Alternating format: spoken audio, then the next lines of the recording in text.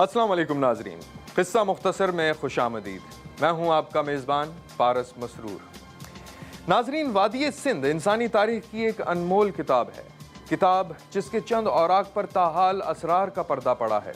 اس سرزمین پر کئی ایسے مقامات ہیں جن کی کہانی اب تک انکہی ہے، اور ایسا ہی ایک مقام ہے ضلع جامشورو میں واقع قلعہ رنی کوٹ، اور اس سے ملحقہ کئی کلومیٹر پر محیط دیوار سندھ، ایک عجوبہ جسے دیکھ کر دیوار چین کی یاد تازہ ہو جاتی ہے۔ کیا ہے رنی کوٹ کے قلعے کی تاریخ، اور کس نے یہ انوکھی دیوار تعمیر کی؟ یہی ہے ہمارا آج کا قصہ مختصر۔ دیوار چین 15 صوبوں اور 1800 کلومیٹر پر محیط دنیا کا 7واں عجوبہ، ایک ایسا ہی عجوبہ سندھ کے صحراؤں میں بھی موجود ہے، جس کی انفرادیت اور اہمیت کے پیش نظر یونیسکو اسے عالمی ورثہ قرار دے چکا ہے۔ رنی کوٹ کا قلعہ، اس کی حیرت انگیز دیوار جسے دیوار سندھ کہا جاتا ہے، ہماری زرخیز ماضی کی روشن علامت ہے۔ جو حقیقت ہے وہ یہ ہے کہ یہ قلعہ جو ہے، یہ قلعہ نہیں ہے، یہ تو دیوار ہے۔ 32 کلومیٹرز میں ہے یہ دیوار، جس کا 75% جو 75% ہے وہ نیچرل بیریئرز ہیں، 25% وہ ہے جو انسان کا بنایا ہوا ہے۔ اب اس سے اور یہ کھیرتر رینج جو ہے پہاڑوں کا، اس میں ہے، اور جو لکی ماؤنٹنز جسے کہتے ہیں، اس علاقے میں جن پہاڑوں کو لکی کے حوالے سے کہتے ہیں، ان کے 3 بڑے اس پہ یہ قلعہ ہے اور یہ دیوار ہے۔ اس میں تقریباً 57 برج ہیں، اور وہ 57 برج جو ہیں اس میں سے 7 جو ہیں وہ چورس ہیں یا اسکوائر یا ریکٹینگولر ہیں، اور باقی جو ہیں وہ گول ہیں۔ اور اس کے 2 قلعے جو ہیں، میری اور شیر گڑھ، میری نیچے ہے، شیر گڑھ اس سے کچھ 3 کلومیٹرز دور ہے۔ یہ سارا جیسے میں کہہ چکا ہوں 32 کلومیٹر کے درمیان ہے، اور ان 2 قلعوں کو 5 برج ہیں، وہ گول گول برج ہیں۔ تو 10 برج اگر یہ نکال دیں تو باقی اس کے جا کے 47 برج بنتے ہیں۔ ان کے 2 گیٹس ہیں، ایک سن گیٹ کہلاتا ہے جو سن کی طرف سے آتا ہے، دوسرا موہن گیٹ کہلاتا ہے جو پیچھے سے آتا ہے۔ اس دیوار سے کئی حیران کن روایت جڑی ہیں۔ چند ماہرین کا دعویٰ ہے کہ اسے ساسانیوں نے تعمیر کیا۔ کچھ ریسرچرز نے قلعے کے ڈیزائن میں یونانی اور رومی طرز تعمیر سے مشابہت تلاش کی، تو کچھ اس عجوبے کو عربوں کے ویژن کا نتیجہ قرار دیتے ہیں۔ البتہ مورخین کی اکثریت اسے تالپور حکمرانوں کا کارنامہ ٹھہراتی ہے، جنہوں نے اسے 1810 میں تعمیر کیا۔ کچھ لوگ کہتے ہیں یہ نیرون کوٹ ہے، نیرون کوٹ حیدرآباد ہے، نیرون کوٹ یہ نہیں ہے، اور وہ چچ نامے میں محمد بن قاسم کے حوالے سے بالکل صاف لکھا ہوا ہے کہ اس نے آ کے کیمپ کیا جب وہ راجہ ڈاہر کے وقت میں وہ ڈھونڈ رہا تھا، تو 7 جا کے پھر وہاں سے نیچے آیا اور اس نے کیمپ کیا ہے اس قلعے کے ساتھ، اور اس قلعے کے سامنے ایک نہر ہے اور دریا ہے اور پانی ہے، اس طرح سے۔ اب اس نیرن کوٹ کو ہمارے کچھ دوست یہ بھی کہتے ہیں کہ نیرن کوٹ یہ ہے، رنی کوٹ وہ، اس وجہ سے کہ اس علاقے کو، جیسے آپ اس حساب سے اس پروونس کو ان دنوں میں نیرن کہتے تھے، نیرن پرگنا، تو اس حساب سے یہ جو ندی بہتی ہے یہ ایک نئے ہے جو نئے رنی ہے، اور اس حساب سے نیرن کوٹ بھی کہہ کے اس کو کرتے ہیں۔ لیکن نہیں، یہ اس کے بارے میں یہ کہتے ہیں 2-3 باتیں یہ کہتے ہیں۔ ایک بات تو یہ کہتے ہیں کہ یہ سسانین پیریڈ کا ہے، ایرانینز کے وقت کا ہے، اور وہ اس وجہ سے بھی کہتے ہیں کیونکہ یہاں سسانینز کی حکومت رہی ہے، ادھر تک رہی ہے۔ جب الیگزینڈر یہاں آیا ہے تو 2 بڑے یہاں لارڈ یا حاکم یا بادشاہ وہ تھے، ایک موسیقانس تھا اور ایک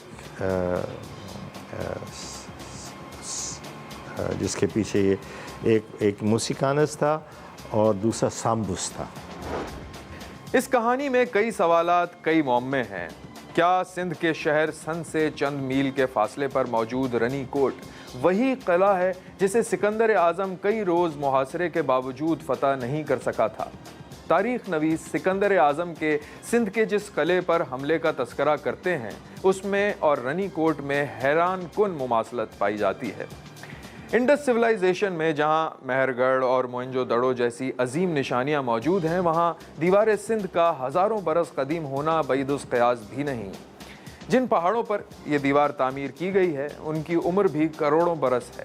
البتہ یہ بھی حقیقت ہے کہ اس دیوار کا ذکر تاریخ میں پہل تبھی ملا جب میر شیر محمد تالپور نے 18ویں صدی میں اس کی مرمت کرائی اور اس عظیم الشان احاطے میں موجود ایک قلعہ میری میں رہائش اختیار کی۔ الیگزینڈر نے تو کہیں نہیں مینشن کیا ہے، اس نے تو اس کے آپ جتنی بھی کتابیں الیگزینڈر کی اٹھا کے دیکھ لیں، اس طرف کوئی قلعہ جہاں اس نے کوشش کی ہو ہے ہی نہیں۔ وہ تو اوپر سے آیا ہے، اور یہاں تو کسی قلعے کی بات الیگزینڈر کے کسی حوالے سے کسی کتاب میں نہیں ہے۔ لیکن لوگوں کا کہنا ہے، یہ تو مطلب اب جیسے آپ یہاں ایک تڑ ہے جہاں پانی آتا ہے، وہاں آپ بالکل دیکھیں تو آپ کو اتنا صاف پانی ہے کہ اس میں آپ کو وہ مچھلیاں بھی نظر آتی ہیں، اور اس کو کہتے ہیں پری کا تڑ، یہاں پریاں آتی ہیں۔ اب وہ لوگ کہتے ہیں کہ آتی ہیں، اس کا نام ہے پرن جو تڑ، لیکن ضروری تو نہیں ہے کہ پری آتی ہو۔ اب اس دور میں آپ اگر پری کوئی دیکھیں وہاں جا کے تو وہ الگ بات ہے، لیکن یہ سب لوگوں کی باتیں ہیں۔ سنگلاخ پہاڑوں کے درمیان 37 کلومیٹر پر پھیلی ان دیواروں سے متعلق 18ویں صدی تک کوئی تاریخی دستاویز دستیاب نہیں تھا۔ یہ برطانوی سیاح الیگزینڈر برنز تھا جس نے 1831 میں اپنے دورہ سندھ کے بعد رنی کوٹ اور دیوار سندھ کا تذکرہ کیا۔ 19ویں صدی کے وسط میں شائع ہونے والی A.W. ہوز کی کتاب سندھ گیزیٹیئر میں تالپور حکمرانوں کو اس کا معمار ٹھہرایا گیا۔ نامور محقق ڈاکٹر نبی بخش بلوچ بھی قلعے اور دیوار سندھ کو تالپور حکمران نواب محمد خان لغاری کی کاوش قرار دیتے ہیں۔ جس قسم کی تعمیرات اس وقت ہو رہی تھیں سندھ میں، بعین ہی اسی طرح کا یہ بھی قلعہ بنا ہے۔ نو کوٹ کا قلعہ بھی انہوں نے بنایا،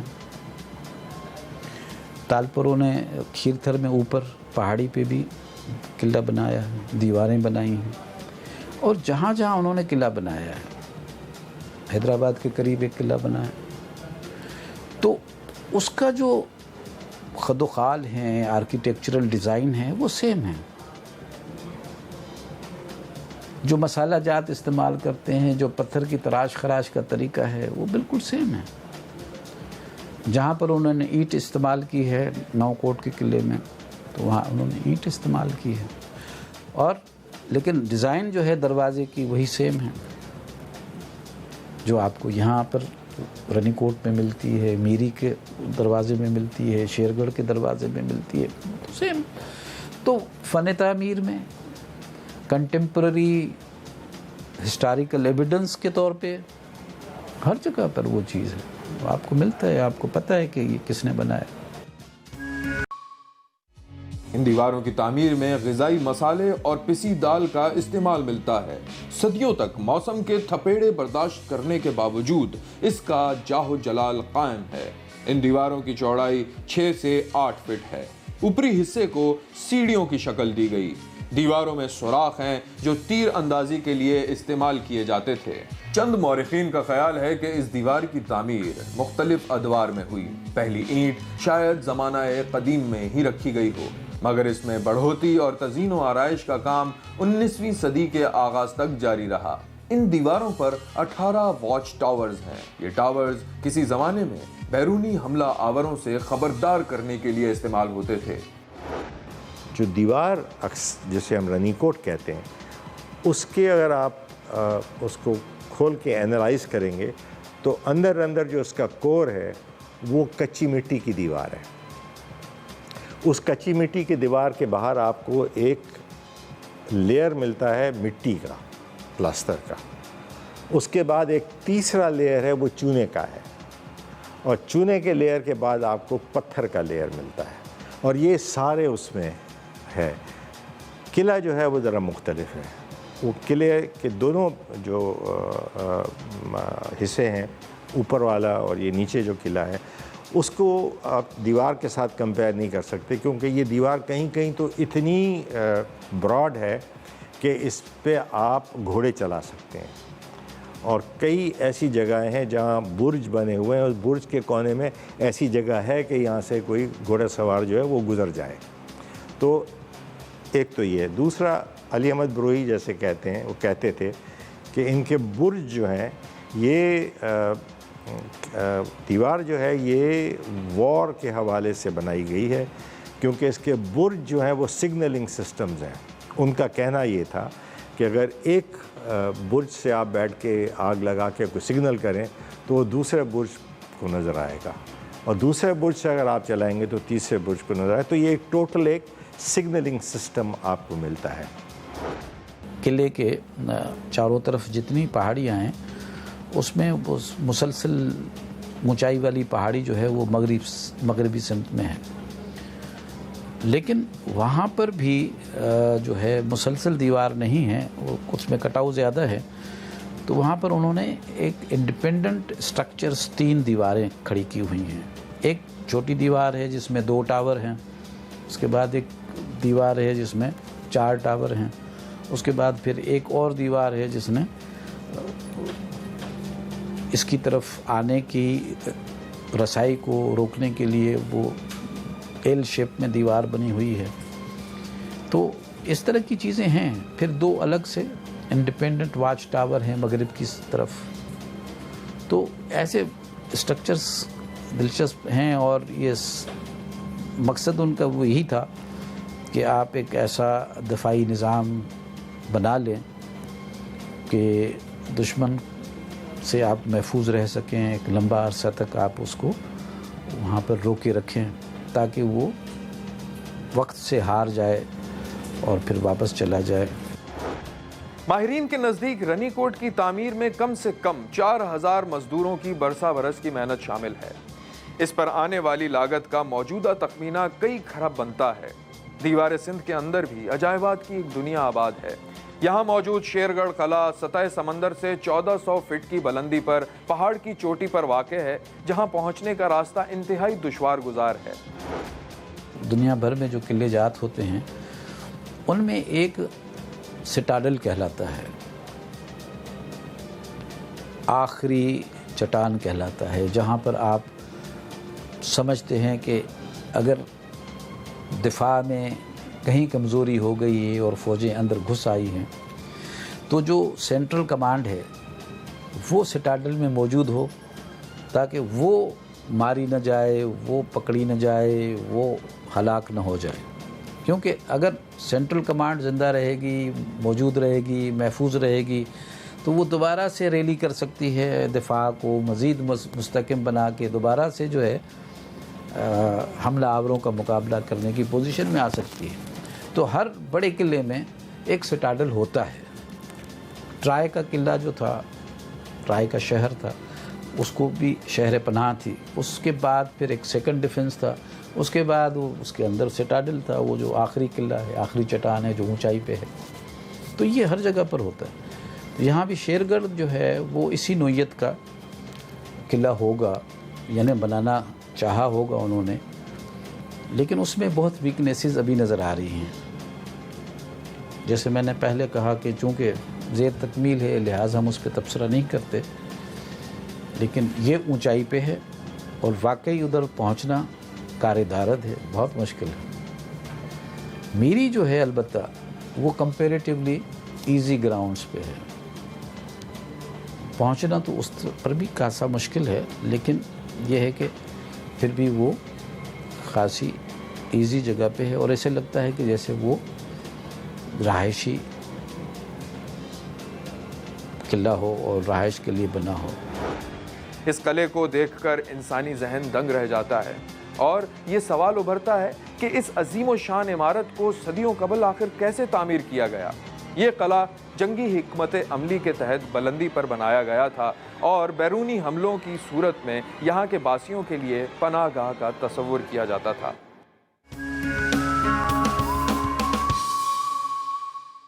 قلعے میں داخل ہونے کے 5 دروازے ہیں۔ سن گیٹ مرکزی دروازہ ہے۔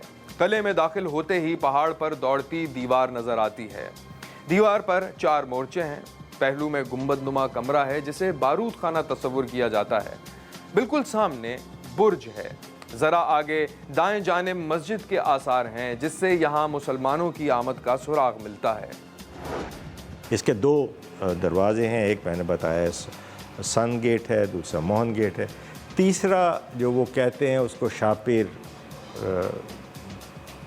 دروازہ تو نہیں ہے، وہ صرف ایک اوپننگ ہے، تو اس کو گیٹ نہیں آپ اوپننگ کہہ سکتے ہیں، جو کہ نہ اس پہ کوئی دروازہ ہے، نہ کوئی اس پہ برج ہے، نہ کچھ بھی نہیں ہے، ایسی کوئی جگہ نہیں ہے، تو وہ اکثر استعمال کرتے ہیں، اور یہ جا کے ملتا ہے لاہوت لامکان سے۔ اکثر یہاں سے گاڑیاں جاتی ہیں اور وہاں لنک کرتی ہیں۔ اب اگر اس ٹرین کو آپ دیکھیں نا، تو اس میں آپ کو یہ محسوس ہوگا کہ اس کے لنکیجز بہت ہیں، بلوچستان میں لنکیجز ہیں، اور نیچے بھی آپ اس کے پیچھے فرنٹیئر چلے جائیں، ایران چلے جائیں، کیونکہ ایران کی حکومت یہاں تک آتی تھی اور یہ اس کا بارڈر تھا۔ اس کے بعد آپ کو یہاں کے لوگ جو تھے ان کی اپنی حکومتیں تھیں، جیسے میں نے آپ کو بتایا سامبوس ہے، موسیقانس ہے، یہ ہے، پھر سیون کا بہت بڑا قلعہ ہے جہاں الیگزینڈر بھی آیا ہے، بعد میں ہمایوں بھی آئے ہیں، دوسرے لوگ بھی آئے ہیں، محمد بن قاسم بھی آئے ہیں، لیکن کسی نے بھی اس کا حوالہ نہیں دیا ہے۔ اگر ہوتا تو کوئی میرے خیال سے 1590 میں میر معصوم نے یہ سارا ٹریک اس کے بارے میں لکھا ہے، کہیں بھی انہوں نے اس کا حوالہ نہیں دیا۔ رنی کوٹ کا قلعہ ایک شاہکار ہے، مگر اپنی انفرادیت کے باوجود اسے وہ توجہ نہیں مل سکی جس کی یہ دیوار، یہ قلعہ مستحق ہے۔ قیام پاکستان کے بعد وفاقی حکومت کی جانب سے یہاں چند ہی سیمینارز کا انعقاد کیا گیا۔ ہاں، سندھ حکومت نے 2014 کے بعد رنی کوٹ پر توجہ دی، سیاحوں کو سہولیات فراہم کی، عملہ تعینات کیا، جس کے بعد اس قلعے کا رخ کرنے والوں کی تعداد میں خاطر خواہ اضافہ ہوا۔ البتہ اس شاہکار کو دنیا بھر میں متعارف کرانے کے لیے ابھی ہمیں ایک طویل سفر طے کرنا ہے۔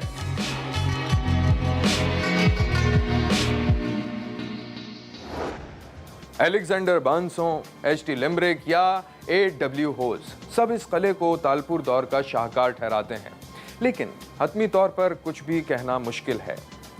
قلعے یا ان دیواروں پر ایسی کوئی تحریر ثبت نہیں جس سے اس کے حقیقی معمار کی خبر ملتی ہو۔ ایسے میں اس عظیم الشان دیوار کی کہانی صدیوں پر محیط ہونے کے امکان کو رد نہیں کیا جا سکتا۔ ضرورت اس امر کی ہے کہ یہ لازوال کہانی دنیا کے سامنے پیش کی جائے۔ ناظرین، یہ تھا آج کا پروگرام، پھر کسی مختصر قصے کے ساتھ حاضر ہوں گے۔ خدا حافظ۔